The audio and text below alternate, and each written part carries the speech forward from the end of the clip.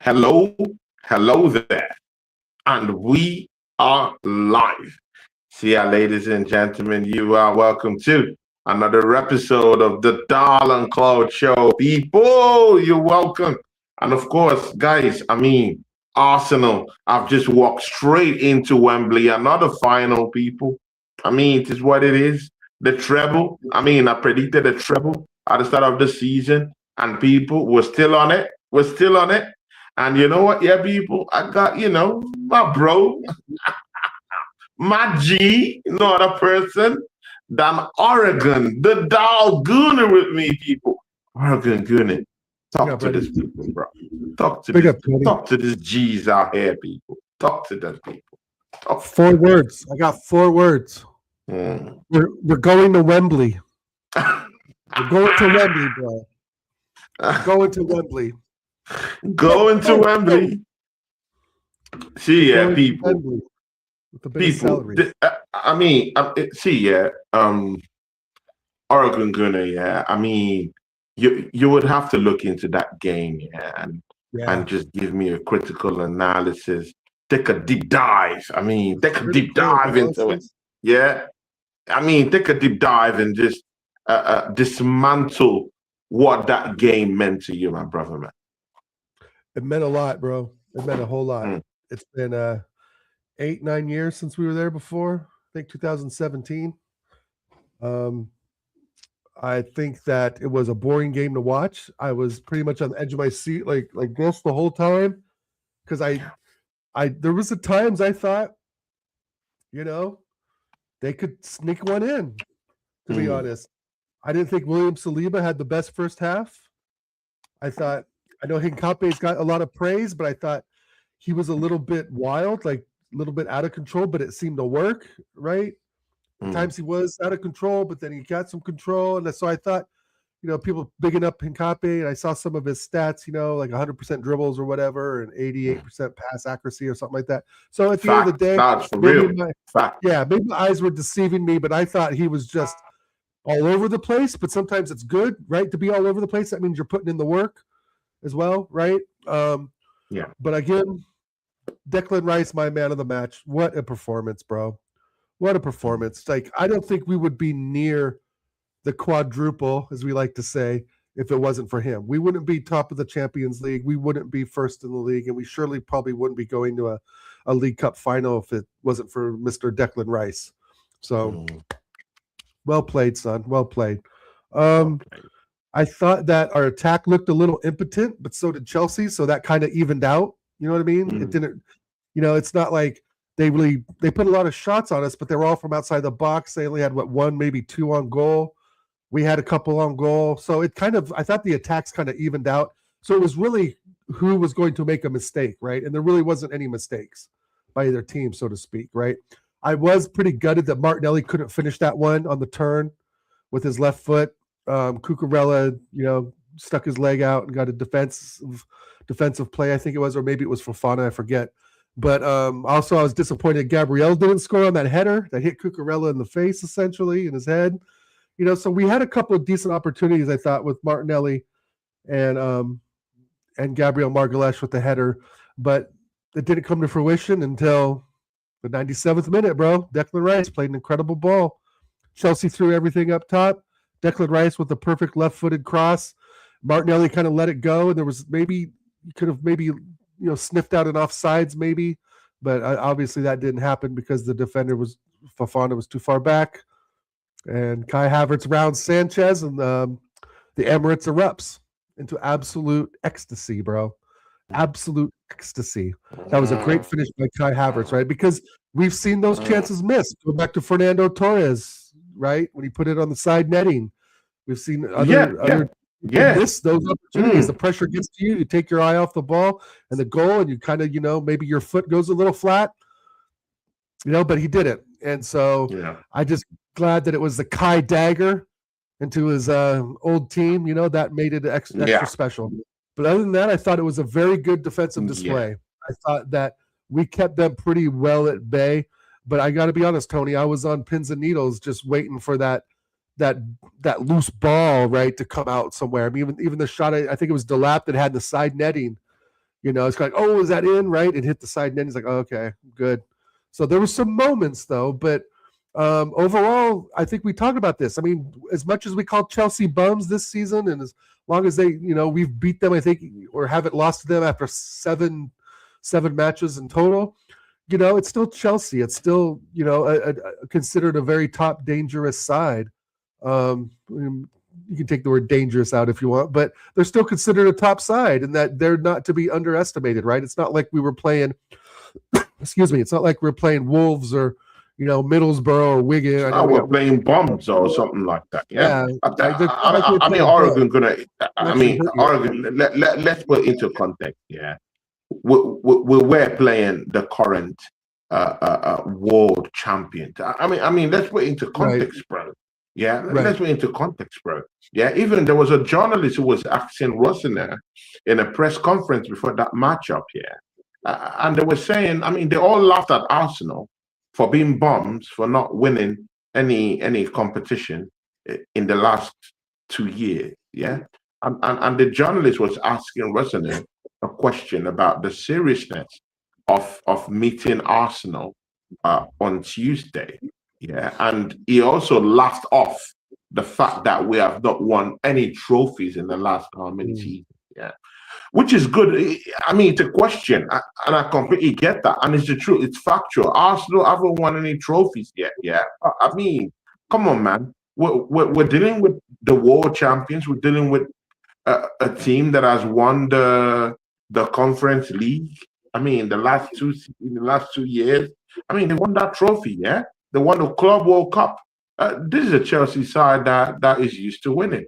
So when they're squaring up against Arsenal, we want to see the best of the best come out and play against us, isn't it? And again, Oregon going to win when you are going through a tour of that game. You made mention of Arsenal not really having any. Any bit of quality, kind of like boring kind of game. And I hear you in that. But again, are you not looking at it from the backdrop of like Chelsea are the team that need a goal? They are a goal down. They need to come into the game. They need to bring that pressure and they need to score goals. However, we don't need to come out. They need to come out. They are the ones that need to score goals. Aren't you looking at it from that backdrop where Arsenal can just sit pretty easy and just soak up all that pressure, no matter what? Well, I was worried that we were going to sit back and be easy, because I think that's when mistakes happen. You get too complacent, right? And we've seen Arsenal get complacent before over the last 10, 15 years, right? We get too complacent. We're not aggressive enough in the 50-50 tackles. We tend to go more into a defensive stance. Even you've seen this even with Arteta this season, right? Even with Sunderland, we're up 2-1 and he puts the handbrake on. So I was worried that the handbrake would be pulled a little bit too tight, right? You have to provide some threat, right? And you're absolutely right. Chelsea had to come out and make a statement, right? Which we totally negated that statement, right? Which was great. But at the end of the day, I think we even talked about, maybe I was talking about with TJ, or I think it was you, that one little mistake, right? A penalty, a handball, a wrong tackle, a leftover foot, right? Any little thing like that can happen to us, because I still think there's a fragility with us, right? We haven't won something in so long that tension can breed mistakes, right? And that's the main thing I was worried about, was that we would just make a slip up and give away a penalty. I guess that's my main thing. Or we'd slip up on a set piece and, Saliba or Gabriel would jump too low and there's, Chabula there, or, somebody like Cucurella at the back post and just ticky-tack one in. Hey, big up, Paul. I was just worried about a mistake, right? Because I think that if Chelsea would have scored that goal, Tony, I don't know if we could have mustered up the mentality and the strength to get that other goal, right? Because they would have completely shut up shop. I think, not to say that they're good at that, but it would have been harder for us to get that essentially that 4-3 aggregate goal. I think it would have, if they would have scored, it would have dropped our morale down completely. and it like, completely. yeah, it like we would have taken a dagger to the heart, right? But at the end of the day, that didn't happen, right? And you can only give out scenarios, right? You can only think of scenarios that can or can't happen, and the scenarios that could have happened for them just didn't. And again, I thought it was a very good defensive display, but I got to be honest, I was just waiting for that slight mistake. I was just waiting for that leftover foot in the tackle. I was just waiting for that ball to bounce and hit a hand that was away from the body. Something dumb, right? To just give them an advantage. And so none of that happened. No, Right? that happened. See, yeah. This is the thing. A week ago, yeah, me and you came here on the channel and we're talking about how stressed up we were about our away form, about conceding of goals. Yeah, we're talking about how it's becoming disturbing that our defense is really conceding goals away from home, and even in home games, how we even conceding goals, the clean sheets have dried up. Now, in space of this week, last weekend, and this week, Arsenal have gone 2 games keeping a clean sheet. Yeah. That game against Leeds was a very tough game away from home at Ellen Road. Definitely, it's a scrap where you go there. When teams go there, they go there for a scrap. You're not going there to just sit easy. But Arsenal made an easy meal of that game, yeah, and pummeled, Leeds United at Ellen Road of all places, right, keeping a clean sheet against Chelsea. That was supposed to bring out all the old energy, come at us, fire us on all cylinders, but yet we kept a clean sheet. Are you now confident that Arsenal is now back? Our back four is now back. Are you now looking at that back four and saying, you know what? Yeah, I think this back four is now back to keeping clean sheets. I can look at this defense and say, from now to the end of the season, we have a more solid defense. Can you say that right now? Yes, because I believe that it's better with Hincapié in there than Lewis Skelly. This may not be a popular opinion, but I don't rate Lewis Skelly. And I know I get the whole thing about, well, he's supposed to play in midfield, blah, blah, blah. Let's be frank, Tony. He's never going to play in midfield. No, come on. That is We never know going this. to put him The as real a ones know this. The real ones know this. I mean, come on, man. He's going to have probably, and he hasn't had the best of season that he had last season, and in his defense, yeah, he had a great, dribble through Atletico Madrid. That was fantastic. But I mean, so what? Like, it just, you can't just say because a defender dribbled through a center midfield, and left 3 defenders in the dust that all of a sudden he's this, oh, he needs to start and blah, blah, blah. I just don't believe that. I just don't think he's good enough overall for the club, even though he's a Hale End kid.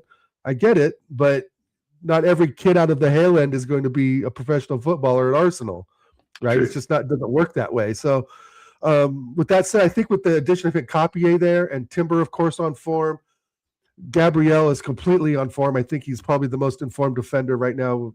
I would say probably in the top 10. Well, he's probably in the Premier League, maybe. I don't know. I hate to make big guesses like that, but I got to be honest. I think Saliba needs to do a bit more, in my opinion. I don't think he had a very good game against Chelsea, right? And I just feel like sometimes, he can be a bit quiet. He didn't look good against United. Yeah. I want to see a little more from him. But with that aside, I think right now the defeat to United, I think, lit the fire under their asses for the Leeds game. I really think it did. And I think even that helped propel us to this Chelsea game, even though I still wish we would have scored a goal earlier, like with the Martinelli opportunity and the Gabriel Margallish header. But other than that, we still got the goal at the end. But defensively, I think we're solid. I think we're very solid, right? And I think Hincapié has made that left back position his. I think he's just that much better than Calafiori. How about Calafiori, though? I still think he's still contestable. I don't think anyone has laid a claim to that position. Last season we had our complaints, but this season he's been pretty damn good for when he's not been injured. know, and I get injuries happen, but I think Hincapié is just a little more. But so has Calafiori too. But so has Calafiori though. Calafiori has been very fluid, very liquid. I mean, is that extra man in that midfield? Is that extra guy at the edge of the box ready to take a snapshot outside of the 18-yard box to contribute to our attack? Is very fluid. He could take on players. He could drive in through and just, you know, I mean, he could just cruise through. He could get you goals also.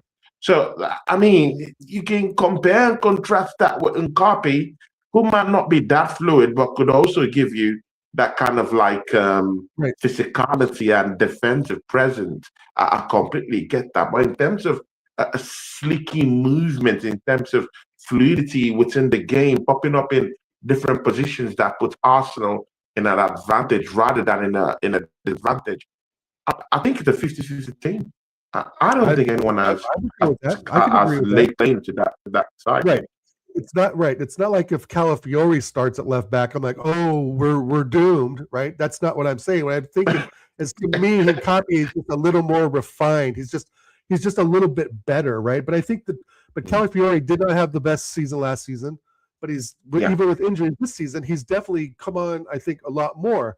But both of them, Hincapié and Calafiori, are far better than Miles Lewis Skelly. But he's also only like 19 I years agree old. with that. I agree with that. Again, you know, I just don't. Again, not every Hale End kid is going to be wearing the Arsenal shirt for a long period of time. You know, unfortunately, it sounds bad, but that's true. Right, exactly. So, I mean, if Miles Lewis Skelly, you know, he's going to obviously be an Arsenal player this season. If he goes out on loan this summer, I wouldn't be surprised. If he doesn't, I wouldn't be surprised there either, right? So, but I don't think that he's the finished article yet, but he's not supposed to be at 19. You know, he's not supposed to be. So I give him a little bit of slack, but for any big game, he was probably be the last person I would put on the team sheet, to be honest.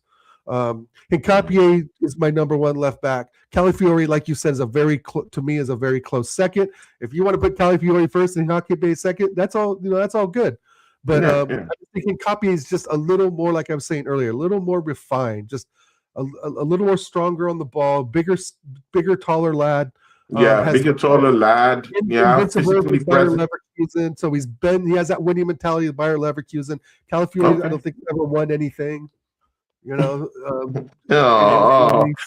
Oregon good. That was a cheap shot. I mean, I watched WWE. Yeah, I mean, when you were younger, I mean, you watched WWE, bro. That was a cheap shot. You know when the Undertaker. I mean, maybe just turns his back, and maybe someone like Drew McIntyre just. I go back further than that. I go to Iron Cheek, bro. Iron Cheek from the 80s. Junkyard Dog. Iron Cheek and Junkyard Dog were my guys. My God. Roddy Piper, Portland, Oregon native. Just heat Undertaker from the back. Come on, man. I mean, come on. That's a cheap shot, bro. Yeah, but I just saying, if I'm the manager, Hincapié gets the position. Hincapié's, you know, on the list before Calafiori. Either way, but I think it really could be game to game. If it's Man City, it's Hincapié. If it's Crystal Palace, it's Calafiori. Fair enough, right? I just strict like that. I just think Hincapié is just right now a better all around player than Calafiori. But I think he's also maybe the same age, maybe a year older. I don't know. But anyway, like you said, it's tomatoes. Either one has been pretty darn freaking good for us so far this season, right? I have no complaints about either one, to be honest. Yeah, Oregon Gunner, there's a juicy one. Okay. Match day notes on that day against Chelsea. The captain of Arsenal Football Club gave a very long speech in his match day notes, talking about how this game is very important, how the fans should be able to rally round the Arsenal team. It's a home game, this, that, la da da, yeah. And man wasn't even in the match day squad. Man wasn't even in the match day squad. And you know why me and the people in the chat here, you know why me and Oregon Gunner are laughing? because it might just really be that Mikel Arteta has finally seen the light. People, me and Oregon, in fact, people, I have to give this to Oregon Gunnar because he's been one of the most consistent pundits out there, yeah, that has actually said, get this guy off the team. Get him off the team. That Oregon Gunnar has always said it, people. Yeah, unequivocally. He has always said clearly. He doesn't mince words when he says it. He says it clear. Get this guy off the team and see us win games and see us play more fluid. Yes, I get it from that Chelsea point of view that we didn't have to go for the kill. So attacking wise, okay, we might not really see those slicky passes, those high octane attacking prowess. I completely get that. But in that game against Leeds, you could see we've already concocted the damage even before Odegaard came on. So it is what it is, people, yeah. To you, Oregon Gunnar, yeah, is there fire in the mountain? Our captain giving such a big, write-up during the match day notes, only for him not to be anywhere around that squad. What do you get from this now? And mostly with the big part, involvement in game. Right. What do you have to say about it? I think it's fantastic. I think Arteta's seen the light a bit, but will he follow the light? Right? Will he follow the light down the tunnel? Right? Oregon Gunnar is going religious, bro. Man is going religious, bro. Enlighten us, bro. Man has taken the consciousness thing to the other level. Let's see it. I'm all up for it, people. When he leaves the club, let me tell you. No, it's like you can't. The data, the statistics, like we've talked about many times, Tony, doesn't lie. The performances doesn't lie. He was awful against Nottingham Forest. He was awful against Man United. He had 15 touches at Man United. And then you think, like, if he was in that game against Chelsea, him and Enzo Fernandez, I'm taking Enzo every time. Him versus Caicedo, I'm taking Caicedo every time. I think Caicedo. Odegaard versus Cole Palmer, who I think is completely out of form right Palmer, now. Bro. Tonali. I'll take Tonali, bro. I'll take Guimaraes. When I saw that, I was super excited. Like, we're getting fucking Tonali. Are you serious? Of course, that didn't materialize, and Newcastle knew nothing about it. That was Tonali's agent just yapping his gums. But no, I think that Odegaard has played himself out of this squad. It's the data, the statistics, the going to look at the reviewing match video. It doesn't lie, bro. The kid can't play a through ball. He can't find our G14. He cannot find our striker. He plays it to Xhaka. He gets it back. He takes 67 touches with the ball. Right? Touches his air, swaps the air. Touches his hair. Passes it to Simeon. Gets the ball back. Doesn't do anything with it. Looks to his left. Says, "Oh no, I don't play the ball." Does the Cruyff turn here and there? Oh, there's Gyökeres making a slight run, looking in my eyes. But no, I'm going to pass it to Xhaka again. It's pedestrian football. That's why I said he's a perfect fit for the German league, bro. He's a perfect fit for the French league or the Italian league, especially the Italian league. If you want to get techie, that's the most one of the most technical leagues you can join. That has nothing to do with directness, pace, or power. It's all just tech, and the ball goes in the back of the net. But I just think that he's just not a Premier League player. And we've been saying that even before the first day that he came. Lee Getter, our guy's been made videos about this guy. He's a journeyman footballer. He got kicked out of Madrid. He won nothing with Sociedad. And we said, that'll do. Like, why? And I can tell you why, Tony, because Arteta had Wenger's transfer black book. Arteta had Wenger's transfer black book and went back to get the players that we never got when Wenger was in there in his last couple years. Kai Havertz, Odegaard, right? Big up here to there. Big up here to there. Those are two players that I know we searched out when they were 18, 19 years old. I know that for a fact. That Wenger had his eyes on Kai Havertz and Martin Odegaard about the second to his last season. we were looking at Kai Havertz and we were looking at Odegaard.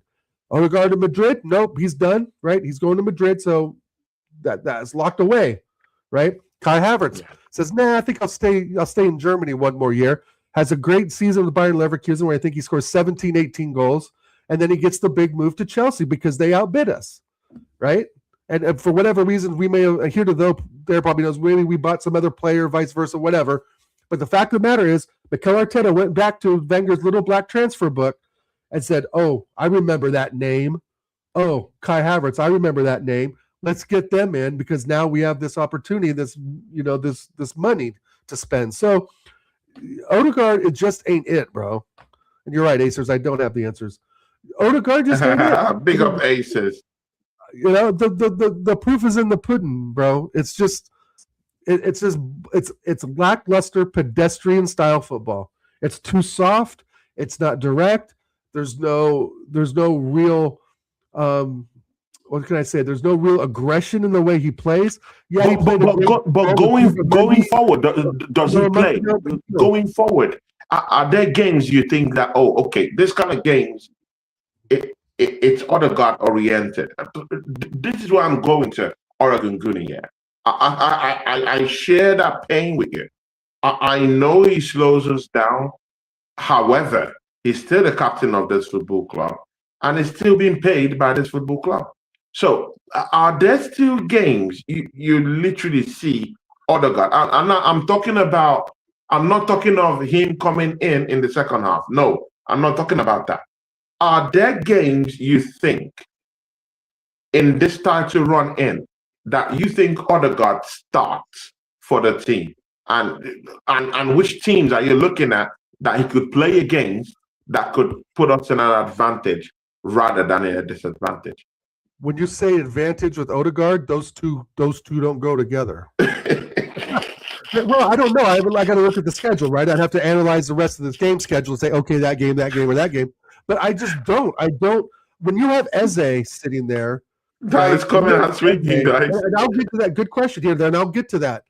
When you have Eze sitting there, spending his time on the bench, knowing that he is more dynamic, more direct, people could say about what he's playing like game in and game out, but the fact of the matter is it's it's overall just better, right? And I think he solidified his place in that position when he scored the hat trick against Spurs. I mean, that hasn't been done since the 1920s or 30s. So with that set aside, Tony, I don't start Odegaard in any more games going to the run-in. Now is the important time of the season. Wow.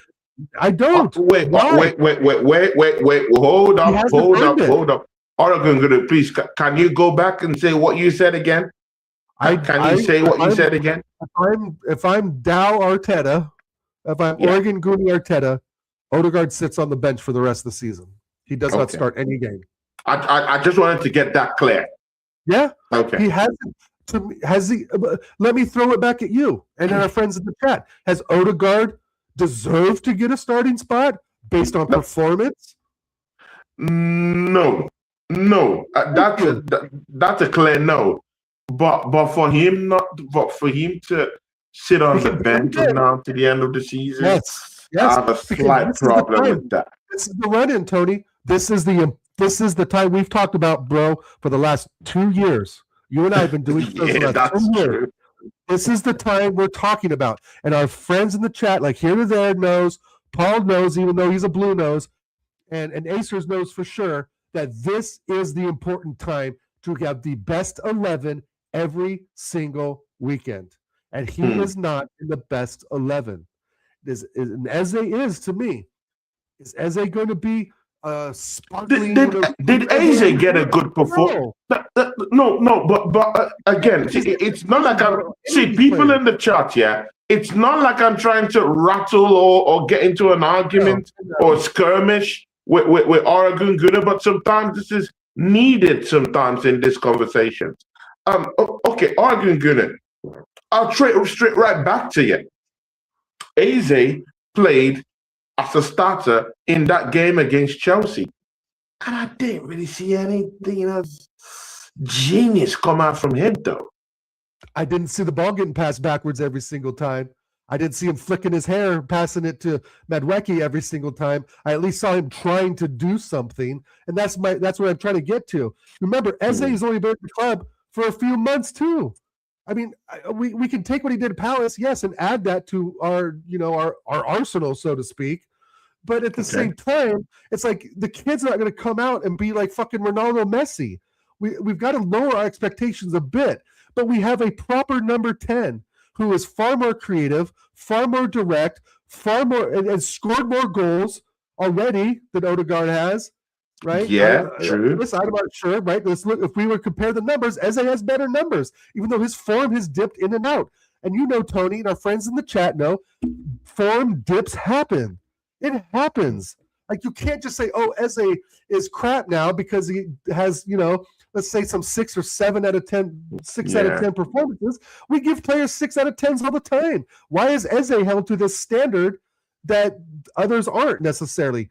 But I will say that he's just better, bro. He's just a better player. Like I said before with you the other day, Havertz, as much as we say he's a donkey, is a better player overall than Martin Odegaard.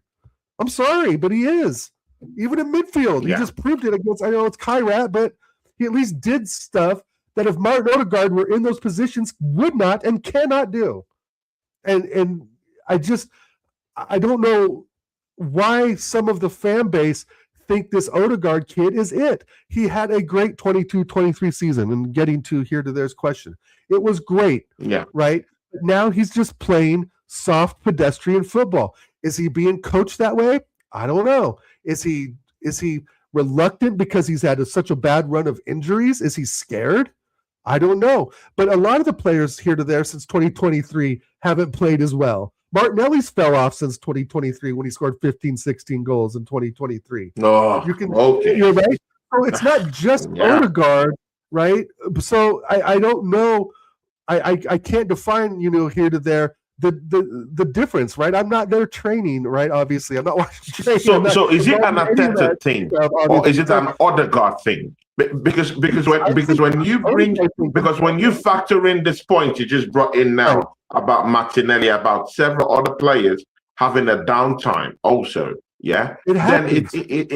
then now you're not saying, okay, it's not just Odegaard. It's several players in the team. So is it now a collective as an Arteta thing or just an Odegaard thing? So let's know what we're tackling right now. Is it an Odegaard thing or is it a Mikel Arteta thing? I think it's a mix of both, but I'm going to say 60% Odegaard and 40% Arteta, and here's why. I don't think Arteta is telling Odegaard to play the pass to the right side midfielder, meaning Xhaka, every single time. I don't think he's telling Odegaard to, when you get some pressure on you, pull the ball back and pass it back to your center backs. And in telling Eze to attack, like, why would you tell Eze in the same position to actually move forward and be progressive, but tell Odegaard, who's in the same position, to sit back and be a passenger and play it safe? I don't understand. I don't get it, bro. And that's what I'm saying. Like, here to there, I get what you're saying is like,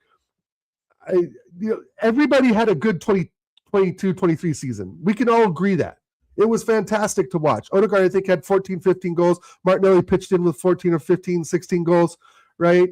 We were killing teams. And then we get to, January, February of 2024, right? Where we scored 31 goals and conceded 4, putting 5 on Chelsea, beating Crystal Palace 3 or 4-0, beating West Ham 3-0. And there's some other teams in I think we could I think that's the time we beat City 5-1, right? I believe it's that time. I might be wrong on the city dates, but I know the score was right. But other than that, it's like we went on to score 31 goals, Tony, and conceded 4. I think it was from January to March of 2024. And Kai Havertz was a big piece of that. But you know who wasn't a big piece of that? Martin Odegaard. Right? So, he may have pitched in. Odegaard doesn't beat the allegation, though.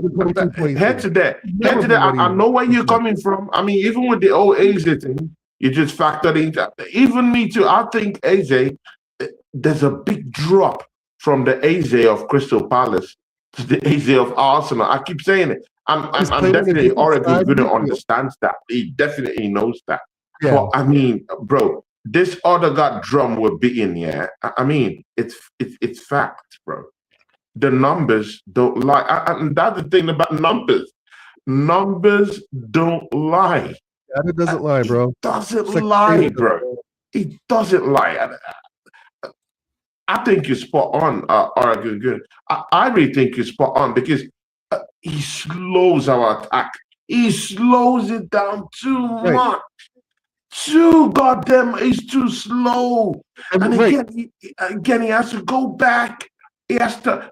I want my attacking midfielder to be someone who's on point, who could dictate the game, dictate the play, dictate how passes go through, dictate how creativity is gonna go. He's gonna go on during the game, and he's also a captain. He's not a vocal leader per se. He's a big fat leader per se. And I mean, I want my number 10 to be someone that could grab the game at its coffers, that dictates that play. Right. Head to the, I'm sorry, Odegaard is not the guy. Here's to there knows just that. Not the guy. Just saying, he agrees that. But here's the thing about Eze. You can say that, okay, he's been a bit pedestrian. Maybe the form has dropped a little bit. But what you can't say is that he slows the game down. I haven't heard any YouTuber in the last, I mean, and like his minutes have been cut by 2/3, right? From Arteta benched him basically for like 4 or 5 games straight, right? And would even give him like, 2 minutes on the pitch. But what you cannot say is that he slows the game down.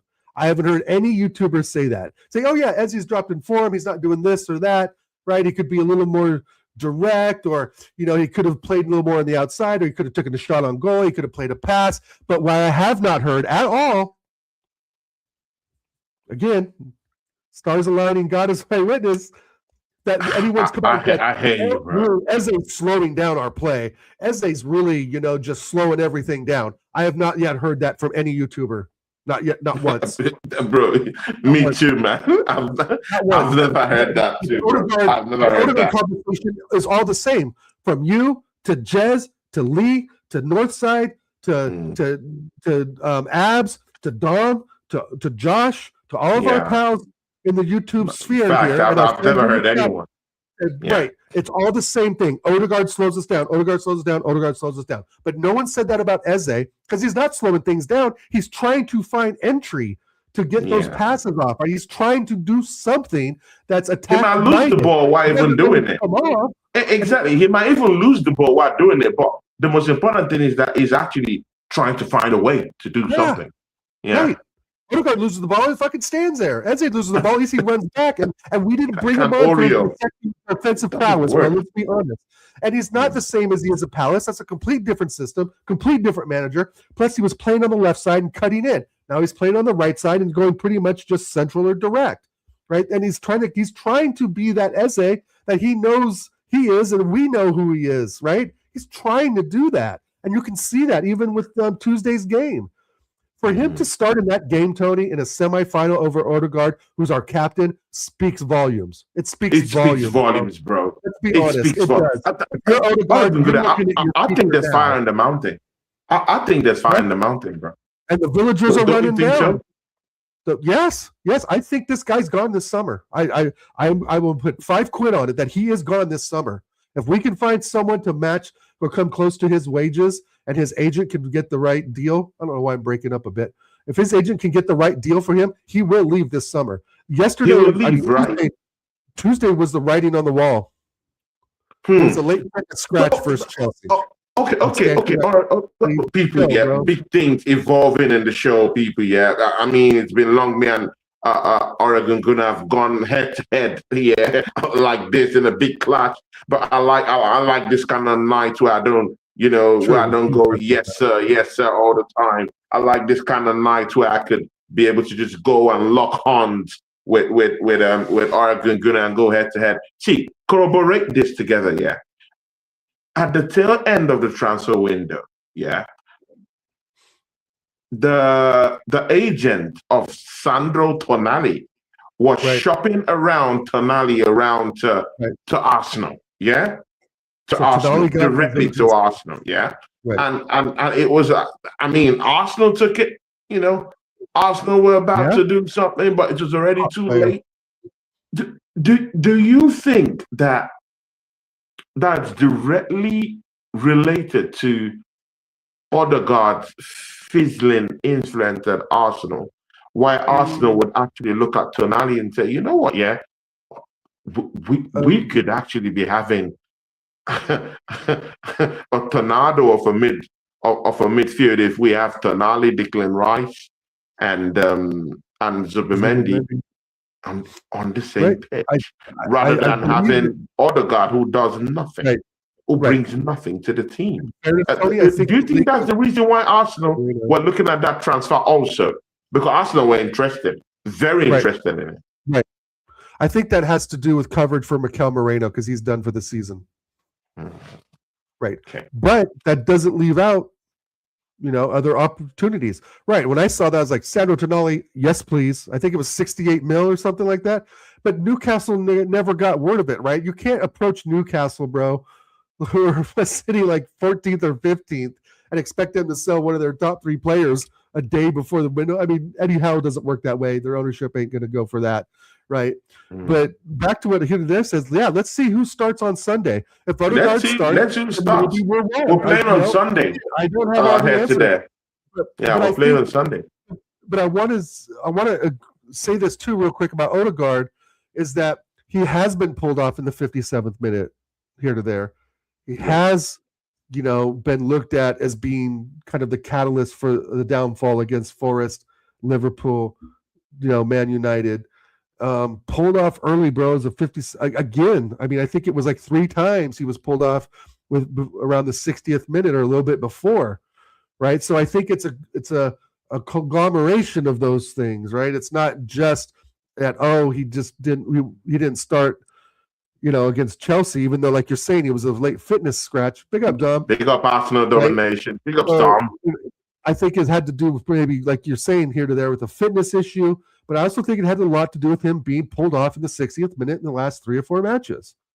And again, Tony, we've said it 100 times already. The data doesn't lie, right? Again, we can slate Eze and say, he's underperforming or he's not doing, A, B, or C. But we've never said Eze slows us down. Those words have never come out of any YouTuber's mouth that I've heard of. I've not seen that. 3 weeks. Fact. Right. Are the passes always 100%? No.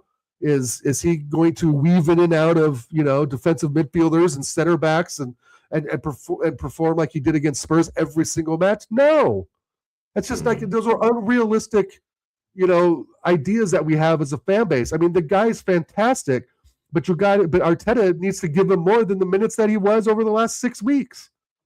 I mean, it's like 4 games in a row he didn't even get him off the bench, but for more than maybe 5 or 6 minutes, and that's on Arteta. I don't think that's because Eze was slowing the game down, which we've all accused Odegaard of doing. I mean, that's the label he gets as he slows everything down. That's the first thing all of us say. But we've never. See, Oregon gonna get. Someone said that they saw it in the presser. I've not seen the video, but I think it's valid. Someone told me that Mikel Arteta actually threw Odegaard under the bus. He said that he never tells Odegaard to drop down deep to get the ball forward. Right. They said Mikel Arteta said it live in a press conference. I'm trying to lay my hands on that, people. Please, if anyone sees that video, I want to see it. So, in other words, Mikel Arteta is saying live and clear that he is not the one telling Martin Odegaard to drop down deep. Bro, he's our attacking midfielder. You should be dictating the game. You should be dictating the pace. You're a creator in chief. You should be fashioning and looking out for areas and avenues, pocket spaces to exploit, to open up the gameplay. And mostly since these teams are actually coming down to Arsenal to keep a low block and just put 10 men behind the ball, 11 men behind the ball. We need our captain switched on, looking for pocket spaces, opening up the game, creating attacking the spaces too. Bro, Odegaard does none of these things, bro. And it hurts me. It hurts people. It hurts me that someone we call our captain isn't in the mix, bro. So, bro, And now, Mikel, and again, mind you, he's always dropping down deep, yeah, to go get the ball and move forward. I completely get that with that transition thing, yeah, where he has to drop in deep. Right. But he does that all the time. It's a modus operandi. And when you do that, you allow more attacking-minded teams to be able to encircle you, encircle the area, close in on you, and you're now prone to more mistakes. So this is the problem. He does it all the time. He drops down deep all the time. We can talk about his pressing game all we want. Yeah, I like his pressing game. Good and okay. But as a captain, that's not only the ammunition that you should be giving us. There should be other avenues, other things to your game that you should bring to the table why you should start. You just being the captain of the football club should not make you start games. No, at all. In fact, that's even the more reason why you should even increase the level and increase the intensity of your game. Odegaard is doing none of those. I'm really mad with Odegaard, bro. And sincerely, Odegaard, Oregon Gunner, I don't mind seeing him leave at the end of the summer, bro. Yeah, me neither. I think that if we're really serious about Sandro Tonali, you know, and I know that we looked at him to bring in for the Mikel Moreno space because he's injured for the rest of the season. It sounds like that if Tonali can fill, you know, Odegaard's spot and possibly Mikel Moreno's if it goes beyond summertime, right? With this injury, I guess it's pretty bad. I don't know what it is off the top of my head, but if Sandro Tonali to me is a perfect fit for this club. I rate him highly. Right, I wanted him when he first came to the league. When he was, you know, I'm an AC Milan guy. So you take a Tonali. I mean, you take a Tonali, the switch of the light bulb, yes, and dish out Odegaard. Is that what you're going to do? Yes, I would. Yeah. Right, and like I said, it's because the Mikel Moreno injury, right? And I don't really rate Moreno that much either. But if we were to get Tonali, and I think that would definitely be an upgrade to our midfield to either because he can play either side. Right, he can play the left side, he can play the right side. If Odegaard's out, perfect replacement. Even though I think Eze probably more the 10, right, the 10 role. But if Mikel Moreno's out or injured or doesn't decide to get play, you can put Tonali on the left side. I just think that he's a top class player, regardless of his gambling influences. Right, so but the thing there is that I would even say Mikel Moreno is a more important player to us than even Odegaard in some sense.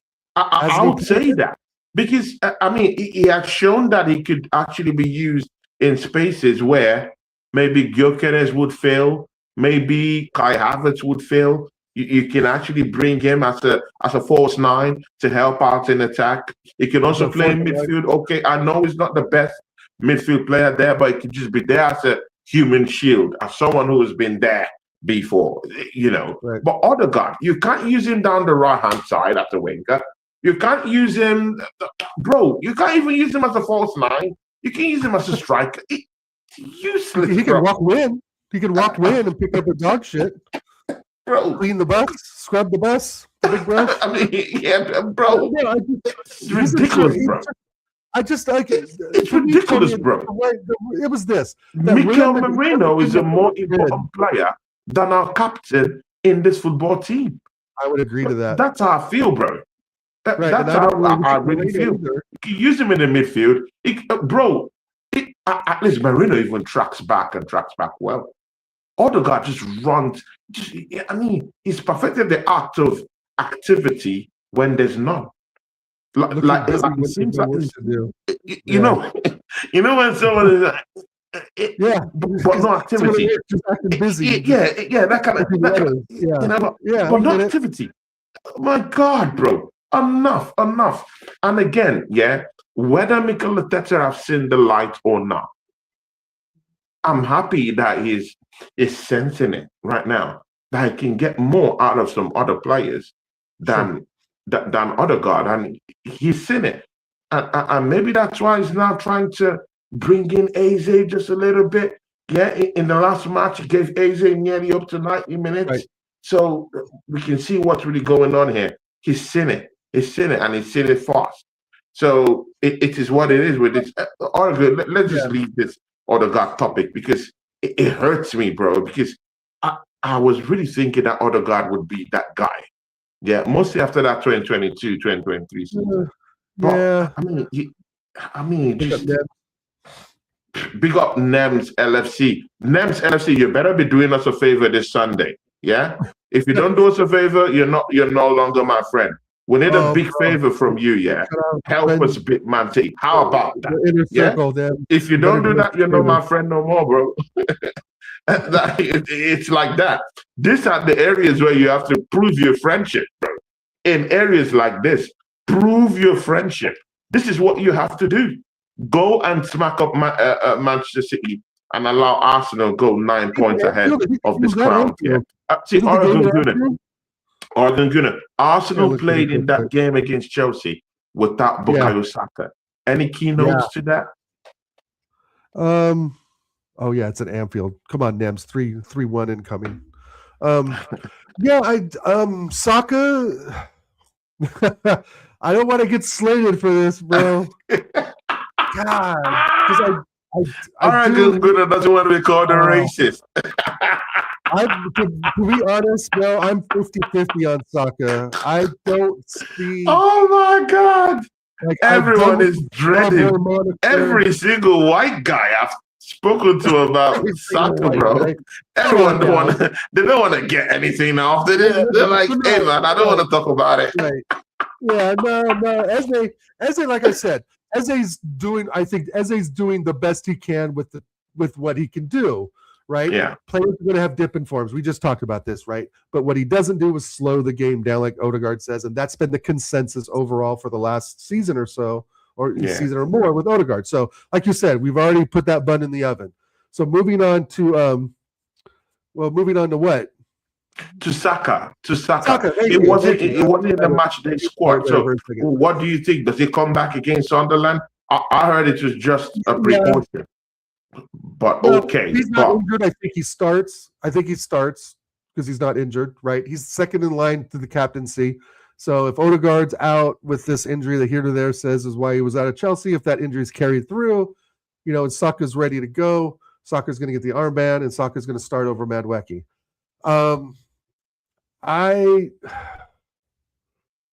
Saka one's hard for me, dude. We beat Chelsea, but he's not a kid anymore.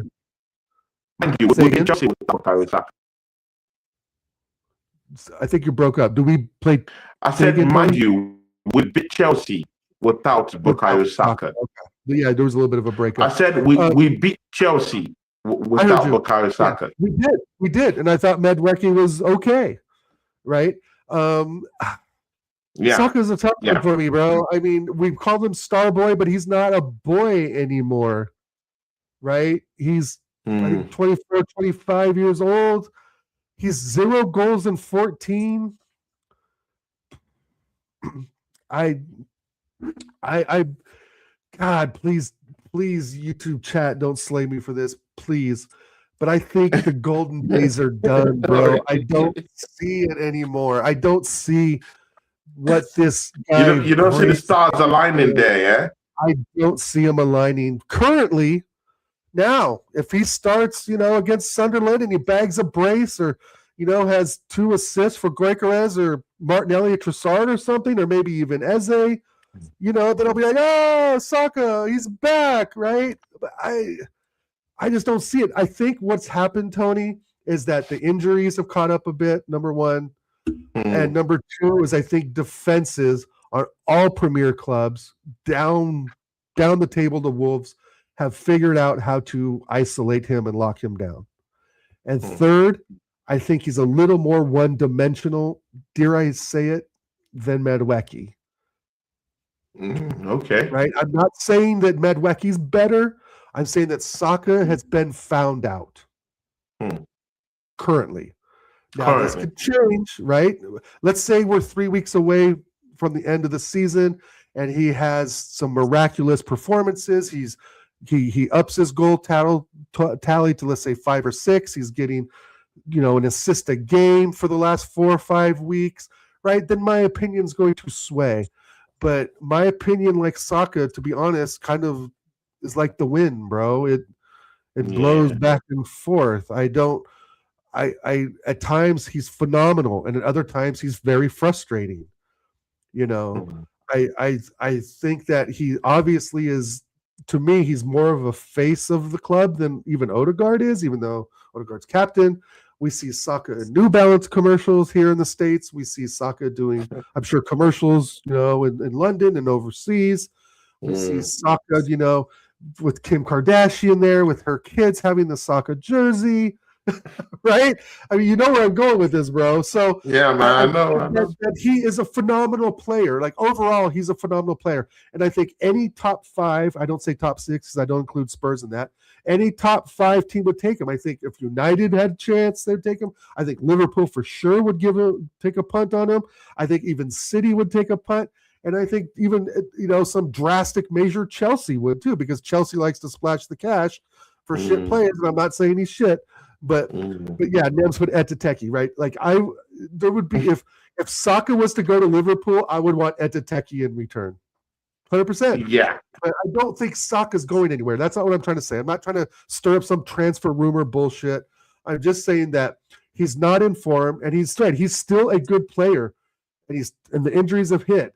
He just he's been found out, bro. He's been found out. You can double team him. What does he do? He passes the ball back to Odegaard.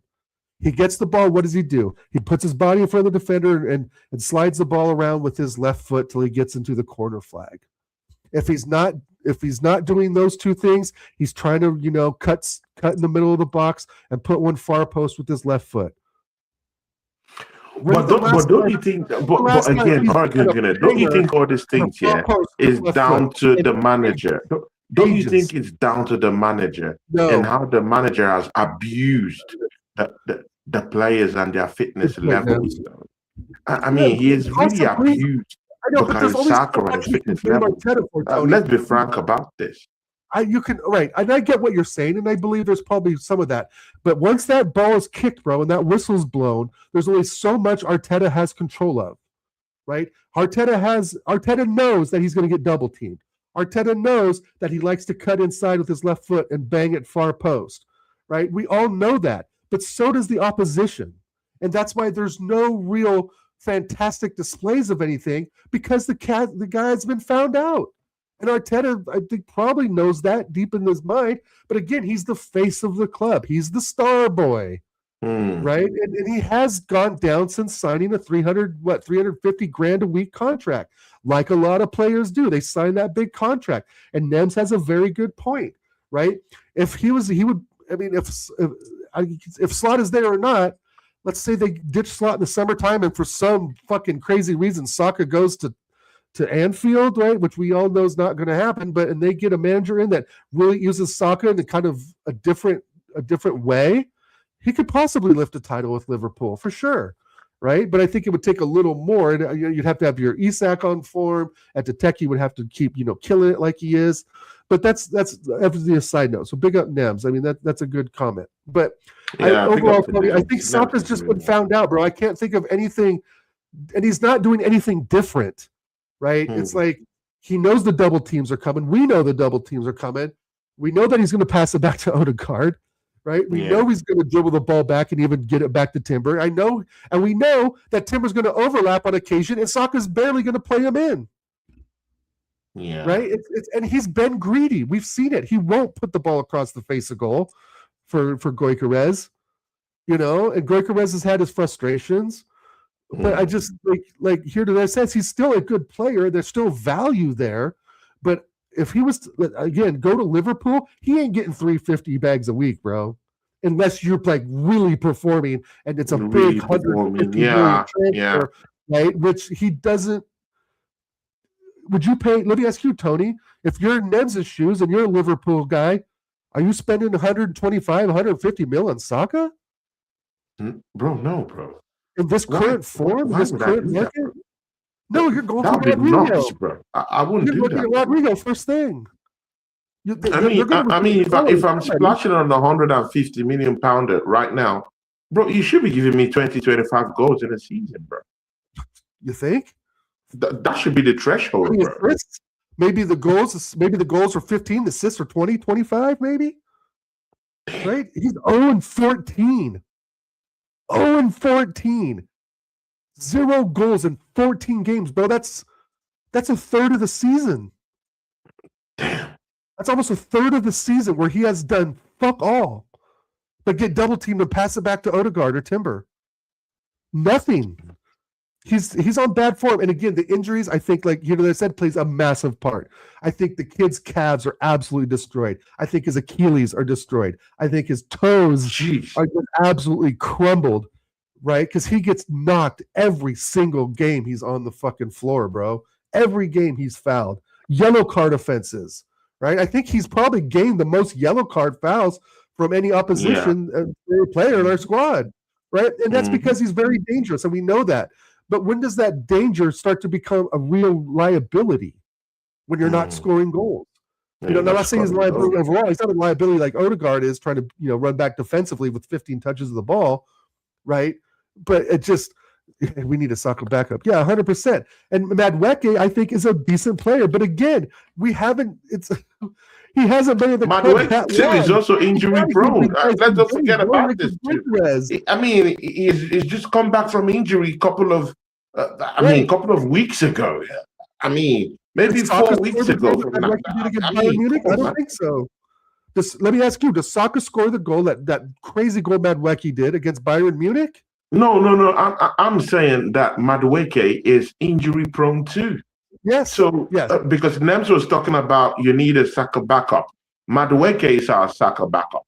But even him too, I'm scared.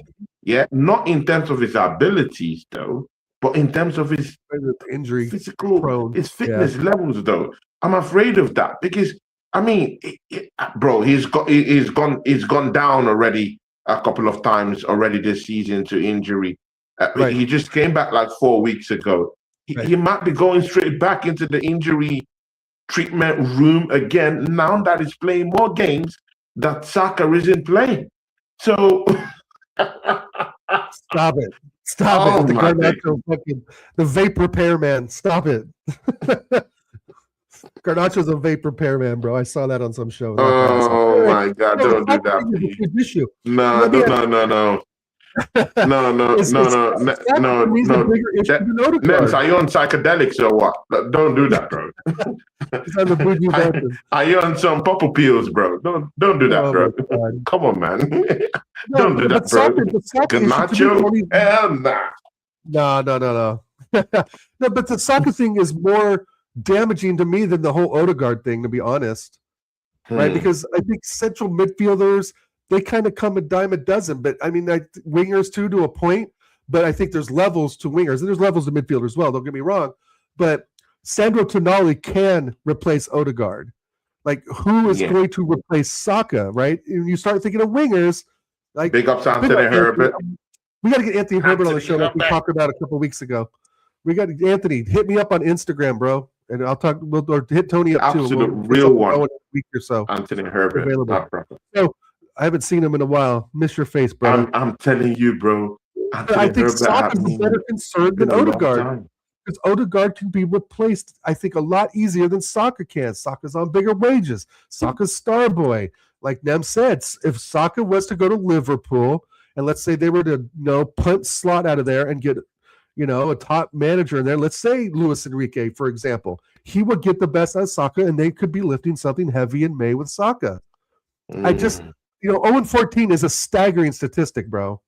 It's a staggering mark on his form and his overall performance. How it's been But the thing with Saka, is that he could come into this game against Sunderland and dish out one goal and drop like 2 assists, and everything is okay. We totally forget and backtrack from this topic altogether. That's the thing with Saka. He always answers when the pressure is kind of like a little bit more damning on him. Somehow it comes out with the trick that just gives us just enough room to say, hey, I'm still the guy down here. I'm still the man. You still need me because I can still drop this assist. I could still drop 1 or 2 goals sometimes. Maybe not all the time, but at times that that I can get into the game and perform such magic tricks, I can, and that might just be enough to just get our heads out of the whole critical scene. And again, I get it, but I mean, isn't it time for us to start looking for Totally. viable options Yes, down yes. there in the summer? That's why I Yeah. think our summer transfer window might be more important than we do think. Yeah, I agree. I think we're gonna probably get 3 signings in, and I think 2 of those 3 will be very important players. I'm But looking at I'm I'm looking gonna at give it- Musiala. I'm looking at Musiala. I wish. I mean, hey, if there's an Odegaard and cash swap Bro, for Musiala, Oregon, what do you mean by you wish?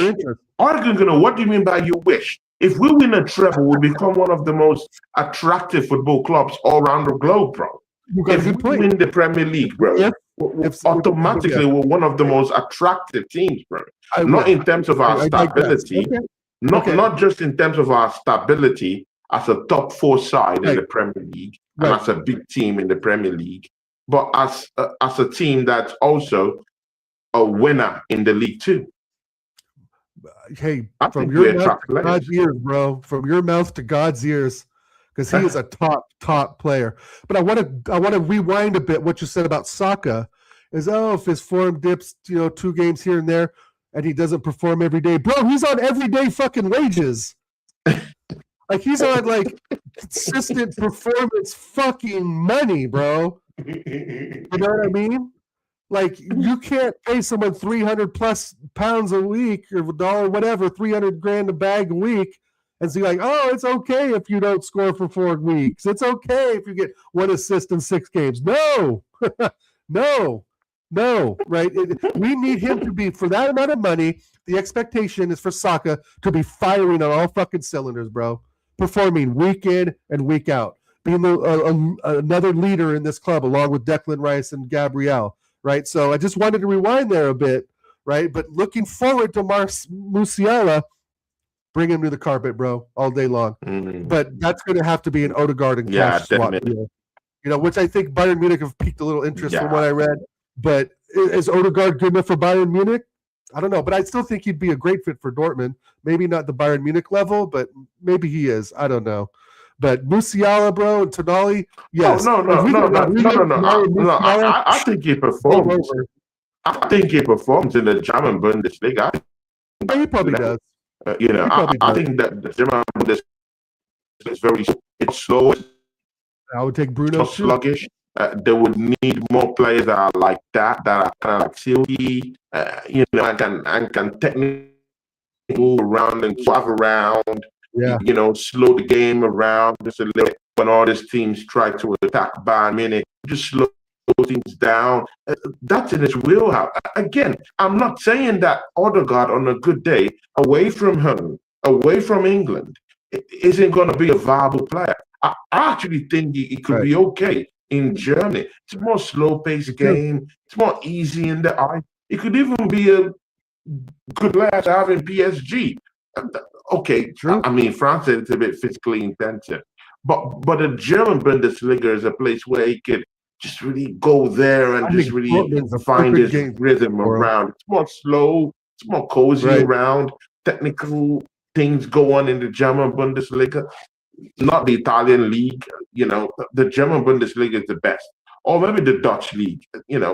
Again, Odegaard is a divisive factor at Arsenal. Let's see, Oregon. Arsenal is straight to the finals of the Carabao Cup with Manchester City. Pep Guardiola has come out and said, you know what, McGahey, why can't we buy McGahey and he can't be in the final? We are going to appeal to the Premier League to enable us field McGahey. What do you think? Man, this guy's here. 115 charges. Where they said to have broken the rules. We've not heard anything. I mean, that just went down the drain. And now Guardiola is now thinking of appealing. What's the with Man City and breaking the rules and trying to bend the rules, allegedly? Well, that's what I was going to say. Point number 1, fuck Pep Guardiola for trying to break the rules, right? I mean, like Dude, we know you've won trophies. No chill, right? We bro. get it. You won trophies at Barcelona. You won trophies at City. That doesn't make you above the law, number one, right? So fuck you, Pep. Right? And number two, if it's the rules, he can't play. He can't play. Right? I think the reason was because he was signed at a certain time or too late for the competition. Right? Those are the rules. Who else have we played in the Carabao Cup? I can't remember some of the games, but let's say they're low-level team. Let's say it's Wolves or somebody. You think if they were to buy, let's say, a decent center back, you think they would be trying to like skirt in the rules? Or Keith Edwards or somebody, I think is the guy at Brentford, was he trying to skirt the rules? Right? No. They'd be like, okay, well, he can't play. They'd be like, all right, well, those are the rules. Yep, okay. But Pep doesn't abide by. No, you can't do that. Like that is not even in his head. So he can eat a bag of dicks, bro. I don't care if Mark Gooey's in there. We're going to beat him anyway. We are not going to lose that final. We're going to lose the final, but I truly believe we're not going to lose that final. I think this team is so motivated right now to make this Carabao Cup the catalyst for getting something bigger in May. Right, and I'm still holding back on winning the league until we go 9 points up officially on City. On City especially, then I'll be talking with more chest. But until those points are in the bag and we're on cruise control to lift that trophy, then I'll open my big mouth.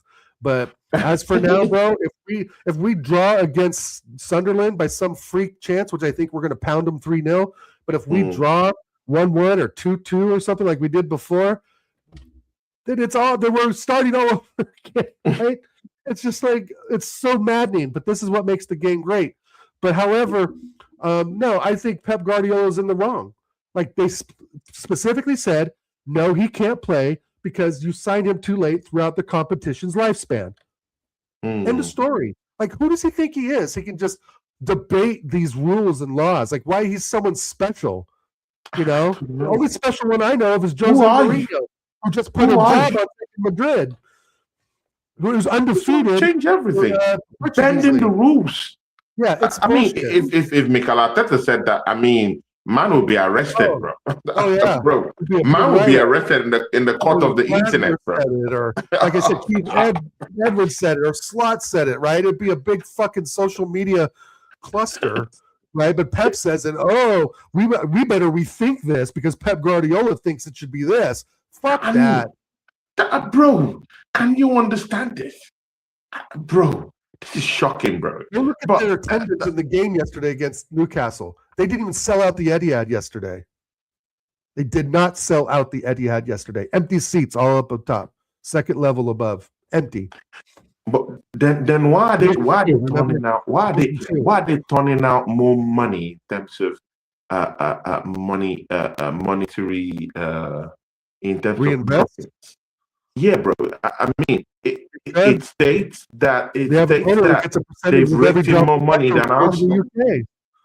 Yeah, because their owner gets a percentage of every drop, gets like literally 1% of all the petrol sold in the UK. Their owner is so rich, it's beyond like what you can comprehend, bro. And they can just keep force feeding money. But I think also their merchandise sells, right? They get a lot of merchandise sales. But let's be honest, they were Division 2 in 96, 97, 98. Yeah. They came up with Joey Barton and Danny Mills. You know, they had to take our players to build what they wanted to build. To view what they wanted to view. Yeah, exactly, bro. They fed off our scraps. Yeah, it is what it is. Anthony Herbert, it lays into them. It says 100% is okay to bend the rules if you're allowed, but you can't go around bending the rules because you want to. It's wrong. And also, is it fair on other teams? No, it's not. Bro, this is why Anthony Herbert, very clear human being. It's about advantage. Anthony Herbert, the personal friend of mine, big up to. And again, Anthony, I'm very sorry, man. We've not talked for a long time. I'm so sorry. I've been enshrouded in work and drowned in doing this YouTube thing and also going for my second job.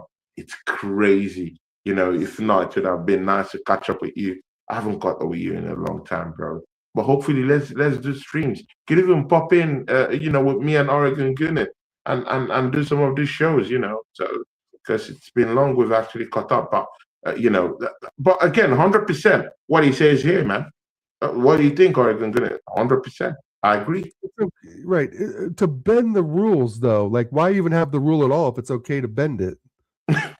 I mean, rules are rules for a reason. But Oregon Gunnet is giving us a philosophy class today. Yeah, exactly. Well, I did take philosophy in college, to be honest. Were you that big in philosophy in school, bro? I'm like Pluto, baby. I'm like Pluto. No, I'm not too worried about what Pep Guardiola does. I'm not too worried. He should be more worried about how he's going to score goals without Haaland, even though they had a very good display against Newcastle. But let's be honest, Newcastle's back line is shit. So, Dan Bird is not in. But no, I mean, I expect them to beat Newcastle. Whatever it is, what it is. But I do expect us to win this final, Tony. I do expect us to win this final. If we go out 2-1, but we give it our all, and let's say Haaland scores something, in the 88th minute, and we lose 2-1, those things happen, right? We can only be upset and down about it for so long. As long as we show fight, get our attacking impetus going, and actually at least try and get some shots on goal, and at least do something, right? If we go down 2-1, I'll still be extremely disappointed, but I'll understand. If we go out there and we put out an absolute stinker and we lose 3-0, or like we did in Baku, was it 4-0, 4-1, when Emery was in charge, then I'm going to be absolutely livid and be like, get this fucking manager out, even though I'm pretty much like that anyway.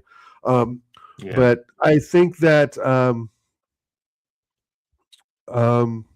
it'll be close because I think City will have somewhat of a point to prove as well, right? Because they know their season is a bit off the rails, and they're going to, grab at every opportunity they can.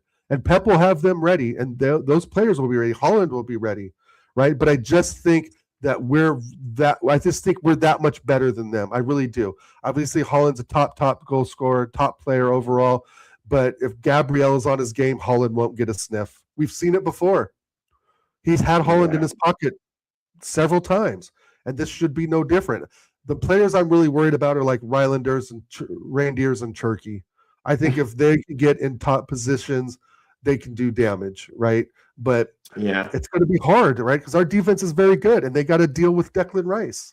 Yeah, definitely. I could imagine trying to guard Declan Rice, bro. That must be a headache, a complete headache. Oregon gonna second to the last question before we go.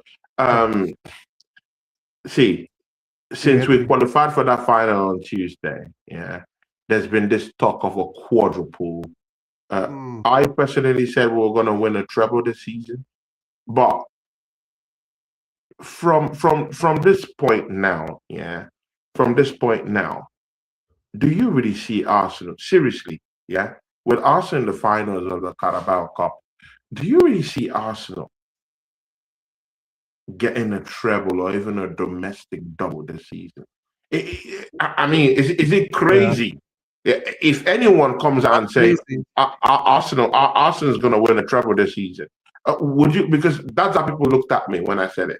Yeah. So, do you think anyone who comes out now and say, "I think Arsenal is onto a treble," do you think they'll think that person is up? Do you think they would say, "Oh no, you're crazy. For sure, you're mad"? Or is it something people are starting to believe now? Well, Arsenal make me dream, as some of the players used to say, right? Arsenal make me dream.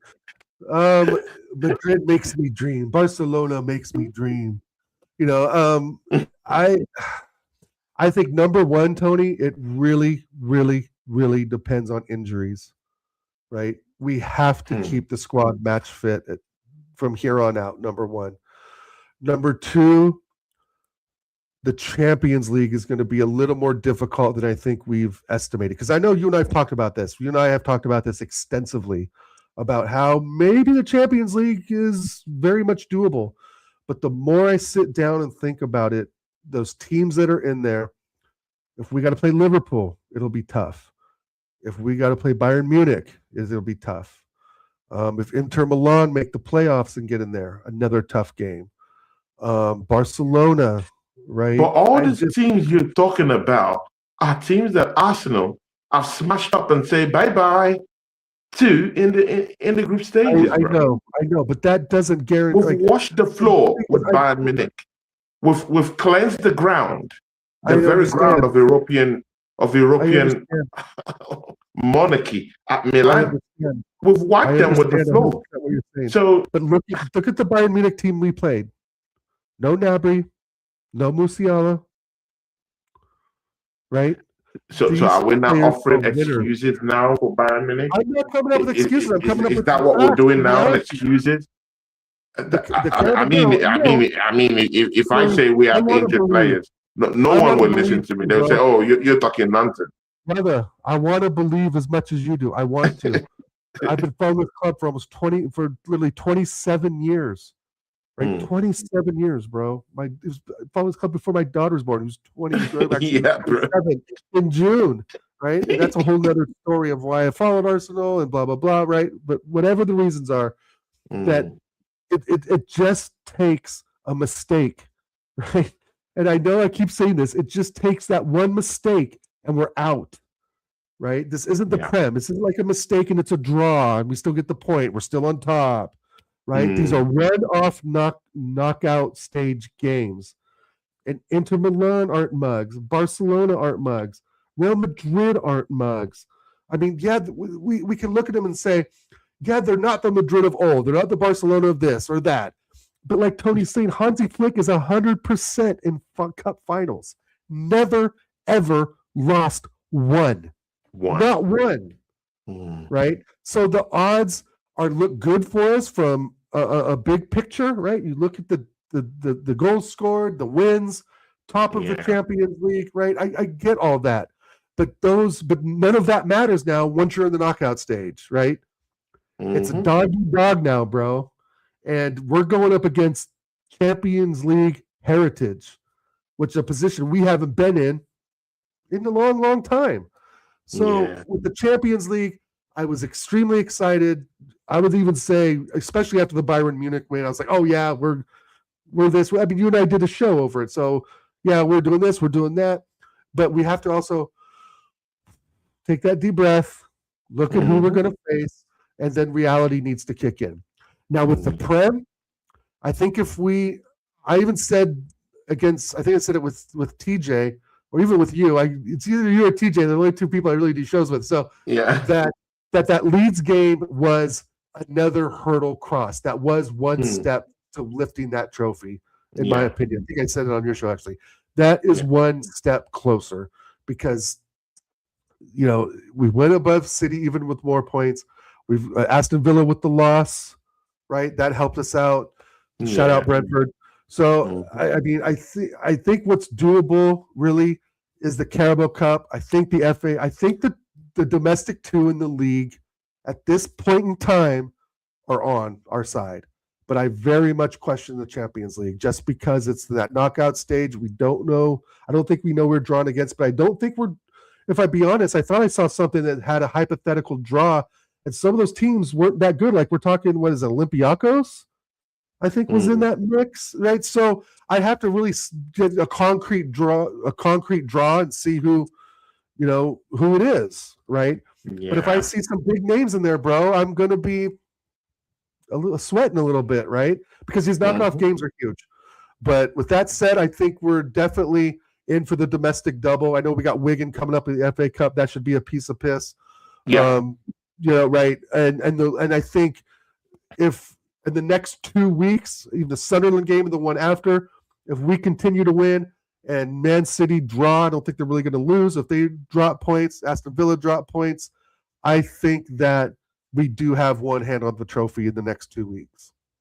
Definitely. I'm greedy. I'm again. I want it all too. So Anthony's saying, no, Anthony's saying I want the quadruple.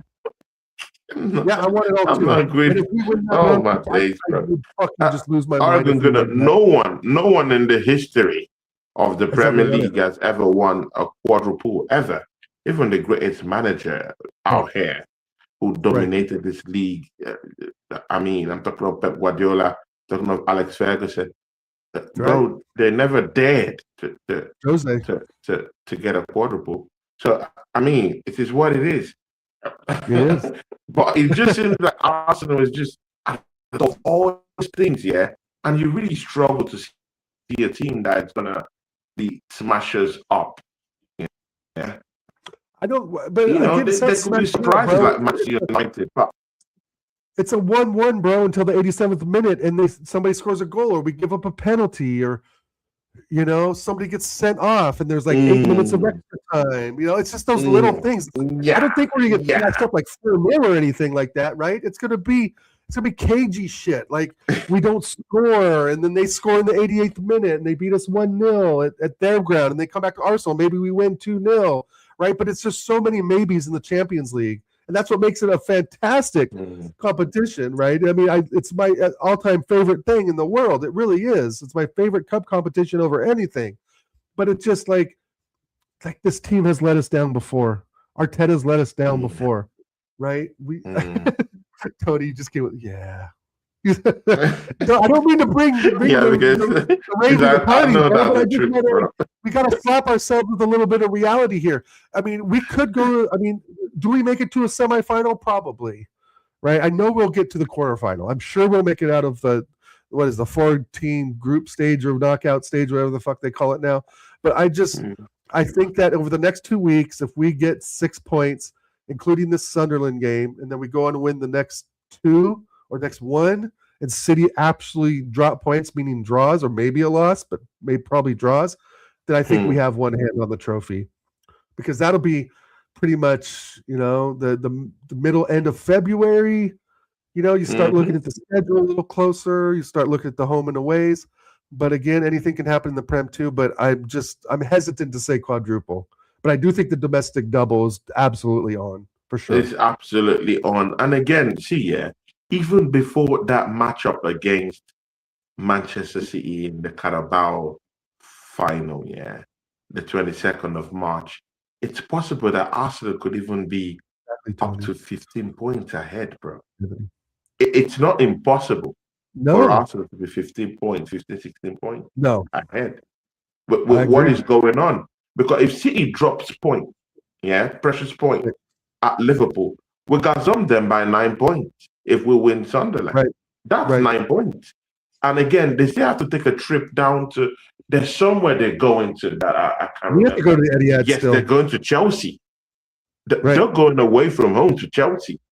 They still have that game away from home to Aston Villa at the end of the season. So 2 places that could actually give us 6 points on top of it. Right. And I think that I see City dropping points more than us, bro, to be honest. I do. I just do. Because I think they're too one-dimensional, even though they proved against that, against Newcastle, but it's Newcastle, right? But when you start putting them up against the top 4 or 5 squads, then I mean, I think Liverpool are going to do them this weekend. I think Nteki is a phenomenal striker, and he's definitely in form. And I think City's too one-dimensional. If it's not going to Holland, it's kind of like, who else is it going to go to, right? But I know Foden has down to Doku isn't good enough. Doku isn't good enough in the final third. Haaland isn't scoring goals. Ren is a bit bad player. I mean, he's not the kind of guy that could just rescue you. Bro, I struggle to see. Bro, any injury to Mark Gay. So right now, what we now know is that anything that happens to Mark Gay from now to the end of the season, that's a big problem for them. Automatically, that's a big problem, because you cannot count on Diaz. I mean, he's totally banged up. Vadio is until the end of the season. Right. Bro, it means that Mark Gay has to be 100% injury-free.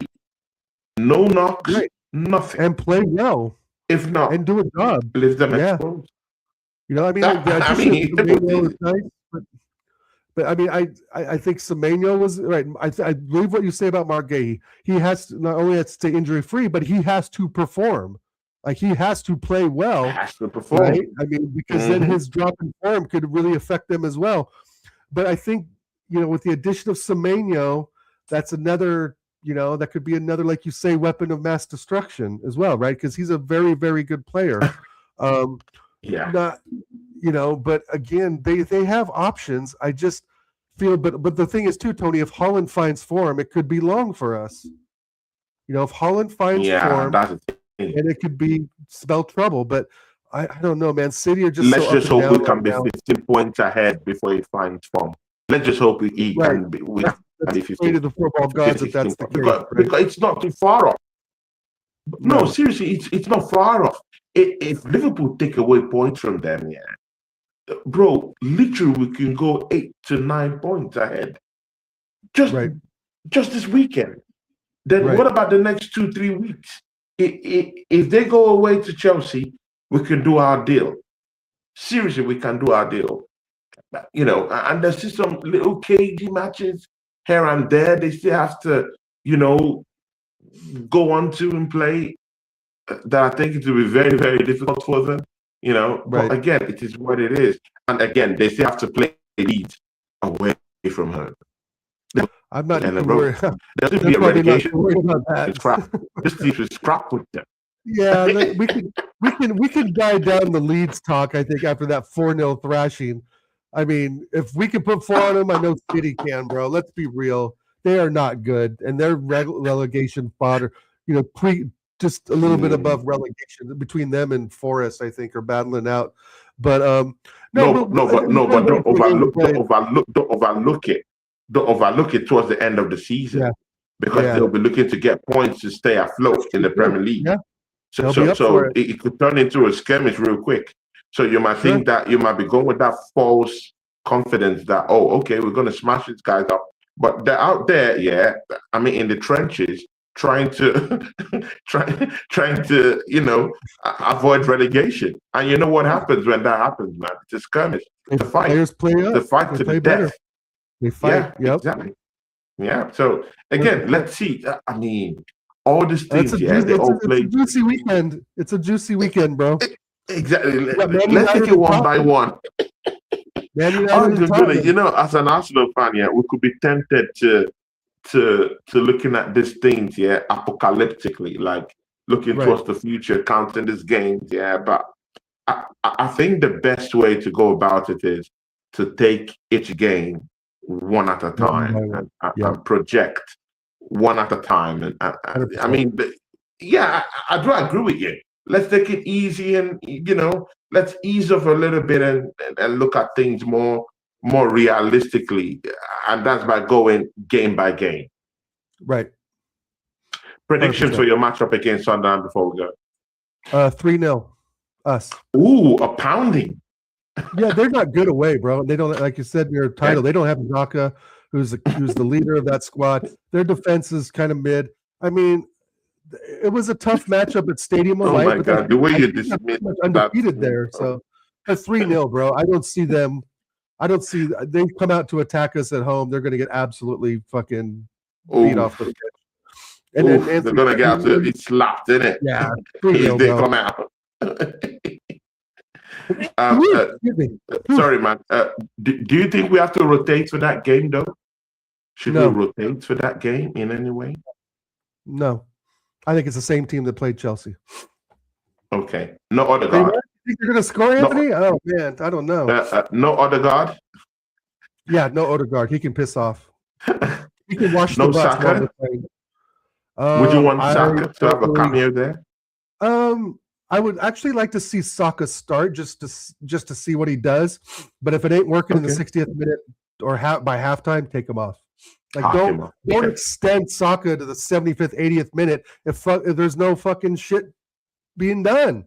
Like that's not fair to Madueke either. When Madueke can come out there and do a job, right, so to speak, he at least gets in, you know, important areas of the pitch while Saka gets isolated far out wide. So I mean, if Saka starts, great. If not, I don't think it's a big deal. I just don't think that they're not going to be up for it at our place, bro. The crowd's going to be up for it. We know how important this game is, and I think we're still pissed about the United result. I still think that's going to be in their minds from here on out. Yeah, because that was just such a punch in the gut, bro. And even Anthony said they can't even trust Odegaard to walk the dog. I mean, bro, don't trust them.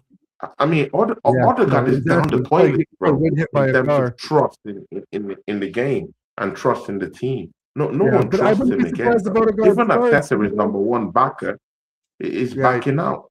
So I mean, that tells you everything. Saka and Odegaard actually start if they're both fit, but I don't want to see that. I want to see the same 11 that played Chelsea. Okay. People, there you go. Me, Argan Gunnar, done it again, people. 1 hour, 36 minutes of our time. Oof. People, thanks for watching with us. Big up to Anthony Herbert. Big ups to Head today. Big up to Aces. Big up to everyone who showed up down there after the domination. All these people, Paul for Blue Nose, who of course also shared it. NEMS LFC. Big up to all of you, yeah. And Argan Gunnar, do you have anything coming up? Show tomorrow with TJ, and I think we're gonna have TKA and Saad on. So I think that's gonna be 9 p.m. UK time. And other than that, possibly a match reaction. We'll see. And if you're around, shoot me a message if you're available, Tony. Okay. I can probably hop on for a bit if you're wanting to do something. But and shout out Anthony Herbert. Let's connect and get you on a show here with me and Tony next week. Bro, let's get him on our next show, bro. To be nice, bro. Yeah. I really mess with Anthony Herbert. I know. I haven't seen him in a while. He is a sexy gooner, so we definitely. I really mess with him. He's a nice guy. Yeah. Okay, people. Big up to all of you, and of course, just maybe me and Argan Gunnar could have a post-game show. It's on Sunday. So, of course, everyone is laid back, relaxing. Probably Argan Gunnar will be having a few drinks, chilling, maybe some, just chilling. So, after that win. So, probably, I'll give my homeboy a call and say, hey, come on, man, let's get into a match reaction. So, if he answers yes, then we can do a reaction to that. Big man team. So, yeah. So let's see about that in the weekend. And again, that's if it doesn't go south. If it goes like 1-1, it'll be a rain. I dare not talk to Argan Gunnar, man.